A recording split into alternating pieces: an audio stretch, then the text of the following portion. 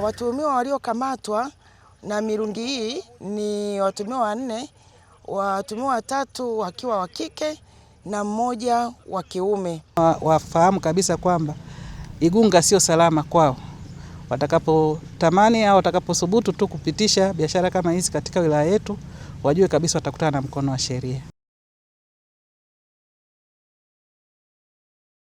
Kipekee tunawashukuru sana Mamlaka ya Kudhibiti Dawa za Kulevya Kanda ya Magharibi pamoja na Jeshi la Polisi wilaya ya Igunga, ambao kwa namna moja au nyingine waliwezesha ukamataji wa madawa haya ambayo yameelezwa kuwa ni vibunda 546 sawa na kilo 166.71 ambazo zilikamatwa tarehe 17 mwezi wa pili mwaka huu 26.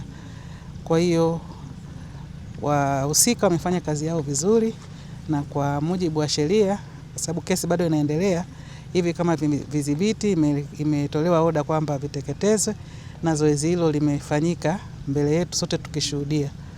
Tunatoa rai kwa askari wetu na mamlaka kuendelea na umakini wa kuhakikisha kwamba hakuna biashara kama hii ambayo inaendelea katika nchi yetu, lakini pia kwa wahusika au wananchi ambao wanatamani kushiriki kwenye biashara hii haramu, tunawapa onyo kwamba vyombo vyetu viko makini.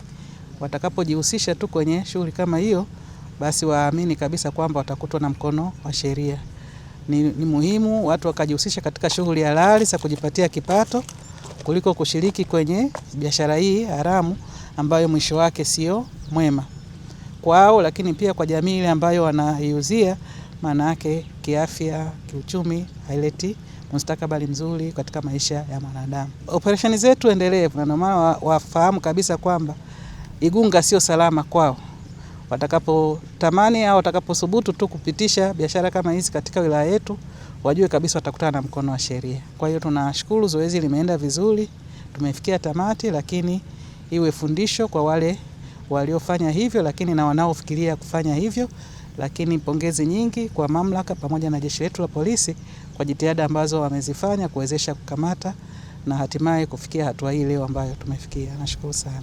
Mamlaka ya Kudhibiti na Kupambana na Dawa za Kulevya kwa kushirikiana na wadau imefanya uteketezaji wa bunda 546 za mirungi sawa na kilo 166.71. Uteketezaji huu umetokana na amri ya mahakama iliyotolewa leo na hakimu mkazi Mheshimiwa Eda Kahindi. Ametoa amri kwamba mirungi hiyo iteketezwe. Mirungi hiyo ni kutokana na ukamataji uliofanywa na Mamlaka ya Kudhibiti na Kupambana na Dawa za Kulevya Kanda ya Magharibi ikishirikiana na Jeshi la Polisi tarehe 17 mwezi wa pili mwaka 2026. Watuhumiwa waliokamatwa na mirungi hii ni watuhumiwa 4, watuhumiwa 3 wakiwa wa kike na 1 wa kiume. Kwa hiyo kesi hii upelelezi wake unaendelea, ila tumeweza kuiteketeza leo kutokana na uhalisia wa mirungi ilivyo, kwamba mirungi ni dawa ya kulevya ambayo inaharibika haraka.